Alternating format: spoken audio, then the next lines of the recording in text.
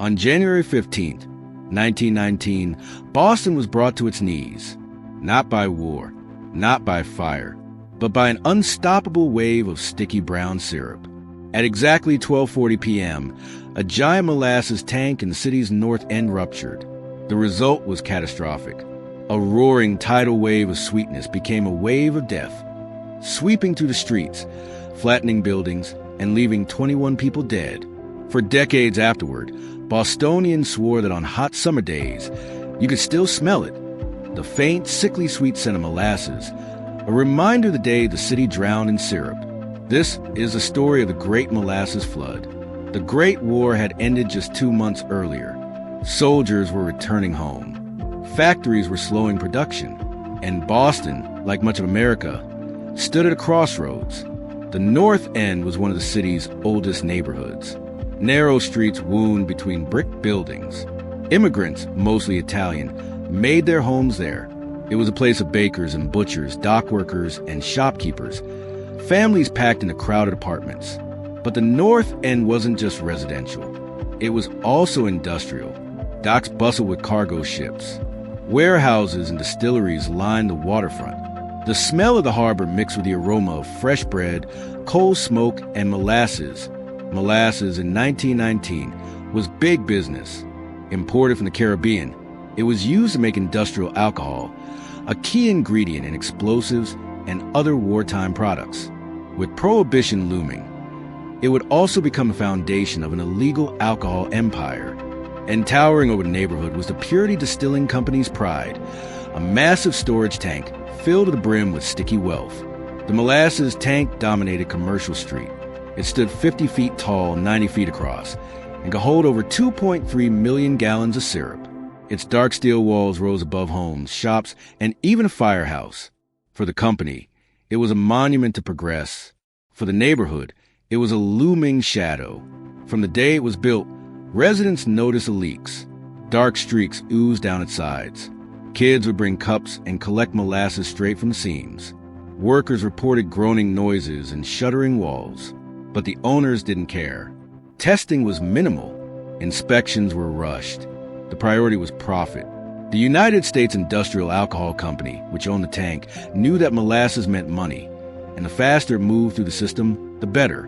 One company official reportedly said, "The tank holds molasses, not people. If it leaks, it isn't the end of the world." But the people who lived beneath its shadow knew better. They joked darkly that one day, the tank would explode. And they were right. The morning dawned cold, but by midday, the temperature had risen unusually high for January. Snow was melting into slush. The North End's narrow streets were slick, damp, and busy with workers, school children, and families. Inside the tank, fermentation was underway. Days earlier, a fresh shipment of warm molasses had been added to the cold. Older syrup already inside. Gases built up. Pressure mounted. Witnesses recalled strange sound that morning. Creaks, groans, metallic pops like gunfire. Rivets pinged from the steel. Horses grew restless. Dogs barked at nothing. And then, without warning, the tank burst. At 12:40 p.m., the molasses tank ripped open. The sound was deafening, like an explosion, like a train derailing, like the earth itself splitting. Steel plates tore apart. Rivets flew like bullets. A shockwave echoed through the North End. And then came the flood. More than 2 million gallons of molasses exploded outward in a tidal wave 25 feet high. It surged at 35 miles per hour, faster than most people could run. It smashed into buildings, lifting them from their foundations. Wagons and carts were swept away like toys. Horses were engulfed instantly. A section of the elevated railway was twisted and bent. Steel girders warped like clay. The wave raced across Commercial Street, demolishing everything in its path. Molasses isn't water. It doesn't splash and run off. It clings. It smothers. It drowns. Imagine standing in the street that day. You hear a roar. Turn your head, and suddenly a wall of brown syrup is upon you. It knocks you down, slams you into a wall, crushes you beneath debris. And then it holds you. Every movement feels impossible, as if you are trapped in quicksand. The more you struggle, the deeper you sink. Breathing is nearly impossible. The syrup fills your mouth, your nose, your lungs. Eyewitnesses describe people thrashing desperately, their cries muffled by the sticky flood. Horses screamed as they were sucked under. Entire buildings collapsed, trapping families inside. At Engine Company 31, the firehouse was crushed. Firefighters were buried beneath rubble and molasses. Calling out as rescuers fought to dig them free. Children walking home from school were swept away. Workers on the docks vanished. The lucky few clung to debris or scrambled onto rooftops, their bodies coated in syrup. The scene was chaotic. Police, firefighters, and ordinary civilians rushed to help, but every step into the flood was agony. Boots were sucked off my feet. Arms stuck fast. Horses and wagons became immovable obstacles. Rescuers laid wooden planks to spread their weight. But even then, progress was slow. Some used axes and shovels to hack through debris. Others clawed at the molasses with their bare hands. Sailors from nearby ships joined in, wading through the sticky mire.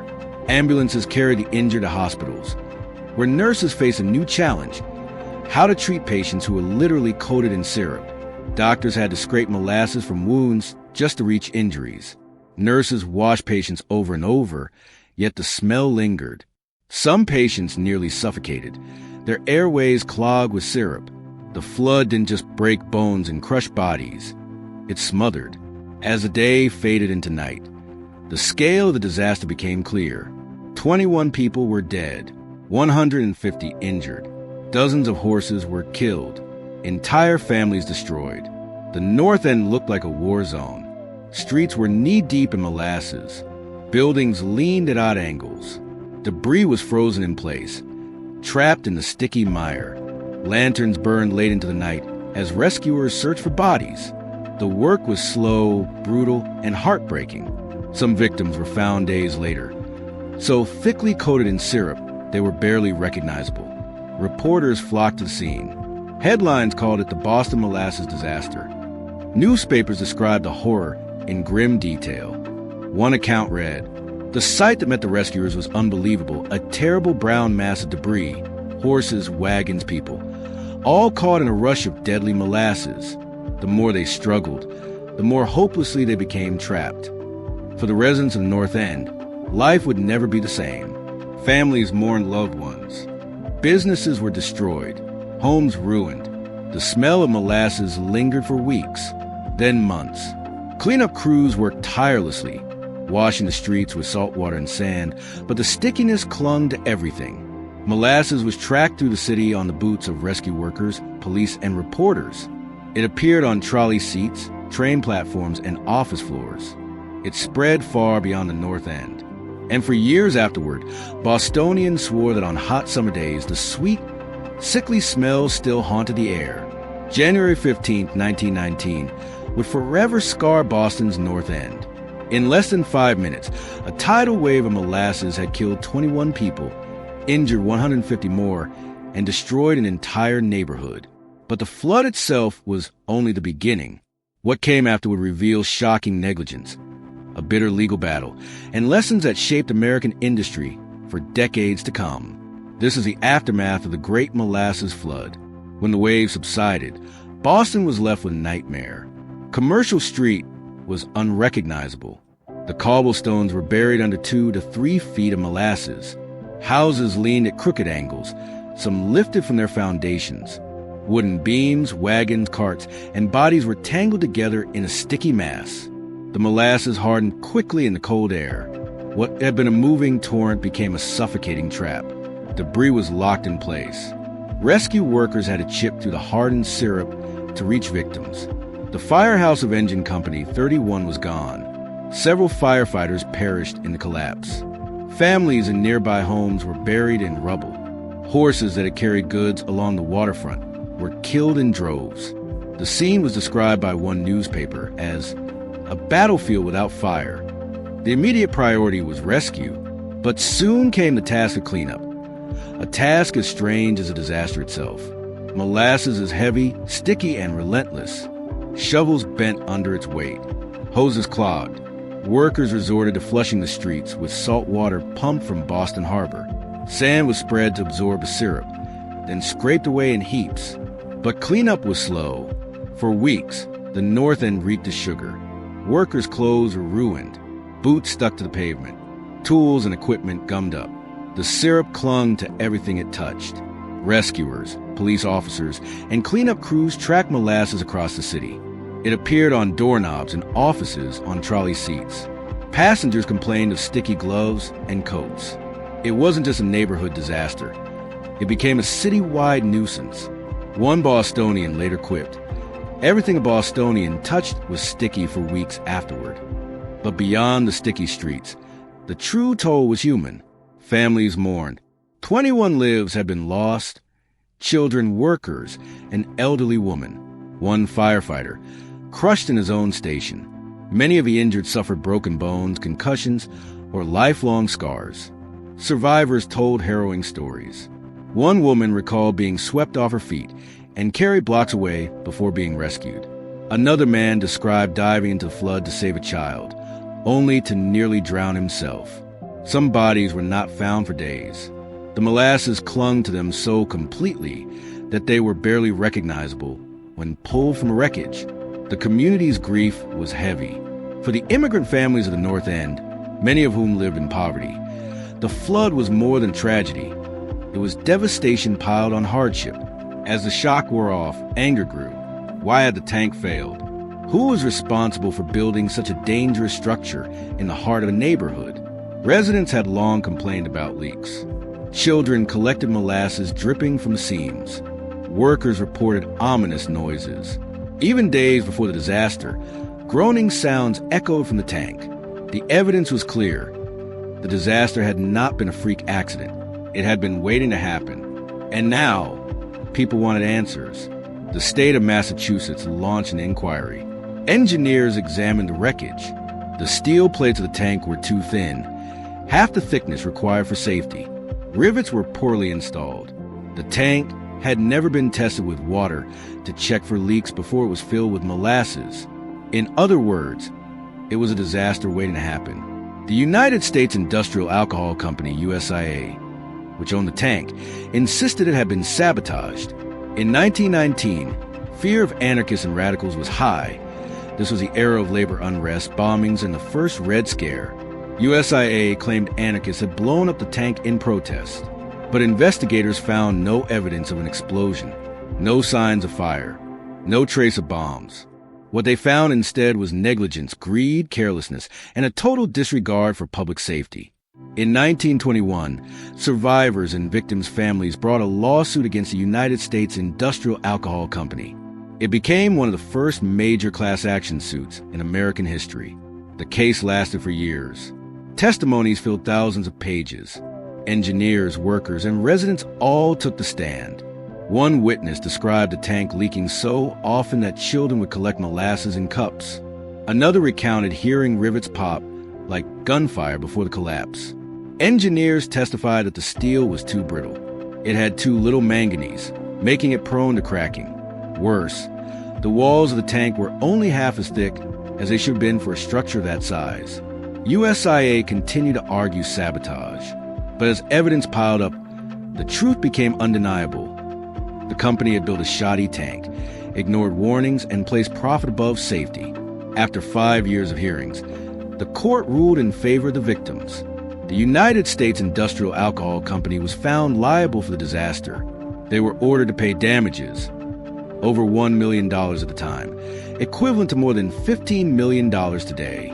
Families of the dead received around $7,000 each. Survivors and business owners were compensated for injuries and losses. It wasn't enough to undo the tragedy, but it was one of the first times in American history that a corporation was held accountable for negligence on such a scale. The case set a precedent. Companies could no longer cut corners without consequences. Safety had to come before profit. In the years that followed, the Great Molasses Flood became more than a tragedy. It became a turning point. Engineering standards were strengthened. Building codes were enforced more strictly. Inspections became mandatory for large structures. The disaster also highlighted the power of the legal system to protect ordinary citizens against corporations. It marked a new era of accountability, in American industry. And in Boston, the memory lingered. For decades, residents swore they could smell molasses on hot summer days. The flood became part of the city's folklore. Tragic, strange, unforgettable. But behind the legal reforms and historical lessons were the personal stories. The lives forever changed. Children grew up without fathers. Wives became widows. Survivors carried scars, both physical and emotional. One firefighter, who barely survived the collapse of his station, later said he could never eat molasses again. For many families, the sight or even the smell was unbearable. The flood also became a story passed down through generations. Parents told their children about the day the streets ran brown. Grandparents shook their heads at the memory of boots sticking to cobblestones years later. The Great Molasses Flood wasn't just history. It was a lived experience woven into the fabric of the North End. Today, the site of the disaster looks ordinary. The tank is long gone. Modern buildings and streets have replaced the wreckage. But if you walk down Commercial Street, you're standing on the ground where 21 people lost their lives, where a neighborhood was drowned in sweetness that became death. The Great Molasses Flood is often remembered for its strangeness, for the bizarre image of a city swallowed by syrup. But behind the oddity lies a story of human tragedy, corporate greed, and a hard-earned lesson. It is a reminder that safety cannot be sacrificed for profit. That warning must be heeded. And that history, no matter how unusual, carries lessons for us all. The Great Molasses Flood of 1919 was more than a freak accident. It was a preventable disaster, a tragedy that claimed lives, reshaped the city, and changed the way America thought about safety and responsibility. And though more than a century has passed, the memory endures. In Boston's North End on a warm summer day, some still claim they can smell it. The lingering sweetness of molasses, a ghostly reminder of the day when a city drowned in syrup. Thank you for watching. If you want more incredible, true stories of history's forgotten tragedies and mysteries, make sure to like this video and subscribe to the channel so you never miss the stories that shaped our world.